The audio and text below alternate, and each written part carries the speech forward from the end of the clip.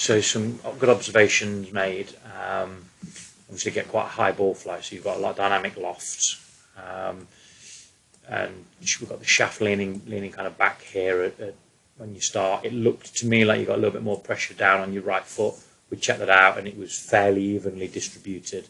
So it's a good job we checked that.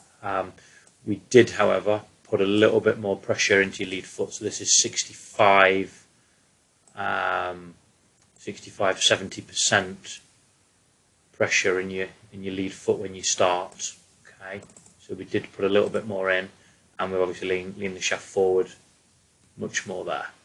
So that's a start. But then we've really worked on the motion in the backswing. And you can see how the club kind of gets stuck out in front of you here with very little rotation through the pelvis and the lower body, and then that kind of continues throughout the swing. So very little rotation through the lower body. Club becomes pretty steep, arm plane becomes pretty steep, and also there's not much pivot of the upper body, very limited in how much your thorax rotates. That's not helping that your pelvis doesn't move at all. So you're pretty limited there. So we've tried to unlock the lower body a little bit. Try and encourage the right leg to straighten a touch, a bit more rotation of the pelvis. I'm trying to encourage the arms and club to come in a little bit more. We still want them in a touch more than that. First parallel, and we're going to want this right leg to have straightened a touch more, this right glute to be a little bit more back and behind you, but we'll hook you up with Jamie to help you with that kind of stuff. But there's some nice differences in a short space of time. Look, you can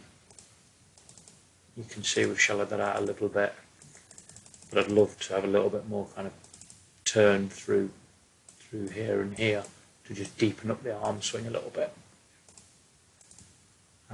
But I think working on your body would really help you to do that.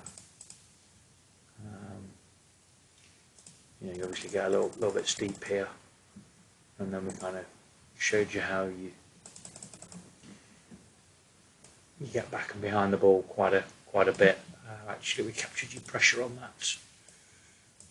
So early in the downswing,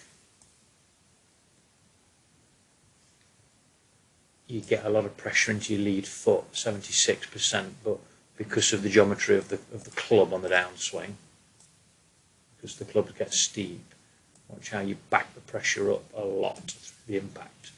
So the pressure is going this way on the graph is that way.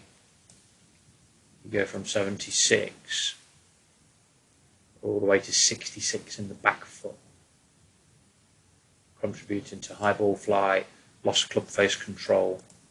But that's all. You can't clear that up. You can't work on that yet. You've got to work on the backswing, which will help the downswing, and some of this stuff will just clear itself up. All right, sir.